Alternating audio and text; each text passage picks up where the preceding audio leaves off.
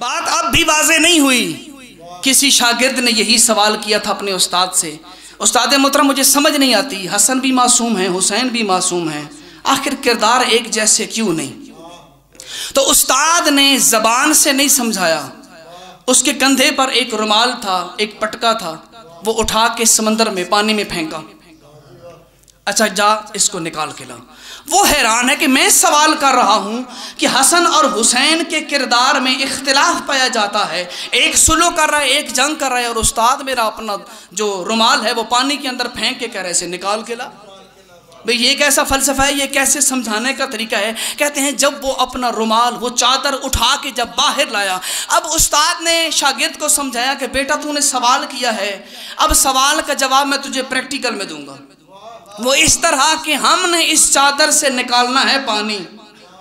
पानी निकालने का तरीका ये है, अब तुम भी इसको दाएं से बाएं घुमाओ, मैं भी दाएं से बाएं घुमाता हूँ। कहते हैं 5 मिनट तक उस्ताद शागिर्द दाएं से बाएं घुमाते रहे। 5 मिनट के बाद जैसी चादर थी वहीं पानी मौजूद था।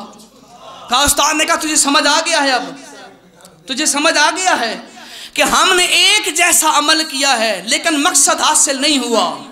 कहा इसे बदल के देखते हैं, हम बाएं से दाएं घुमाते हैं। 5 मिनट तक बाएं से दाएं घुमाते रहे। 5 मिनट के बाद चादर भी हाथ में थी और पानी भी चादर के अंदर था। कहा एक जैसा अमल करके देख लिया, अब तरीका बचा है एक, आखिरी एक तरीका बचा है, उसी को करके देखते हैं। तू मेरी मुखालिफत कर, मैं दाएं से बाएं घुमाता हूं, तू बाएं से दाएं घुमा। कहते हैं दोनों ने जैसे ही अपना अमल शुरू किया, 1 मिनट के अंदर चादर उस्ताद शागिर्द के हाथ में थी, पानी जमीन पे पड़ा था, और उस्ताद ने प्रैक्टिकल समझाया। मकसद ये था पानी निकल जाए, अमल बरअक्स थे, मकसद एक था। तुझे समझ जाना चाहिए दोनों भाइयों का मकसद था दीन बच जाए। एक ने सुलह करके दीन बचाया, एक ने जंग करके दीन बचाया।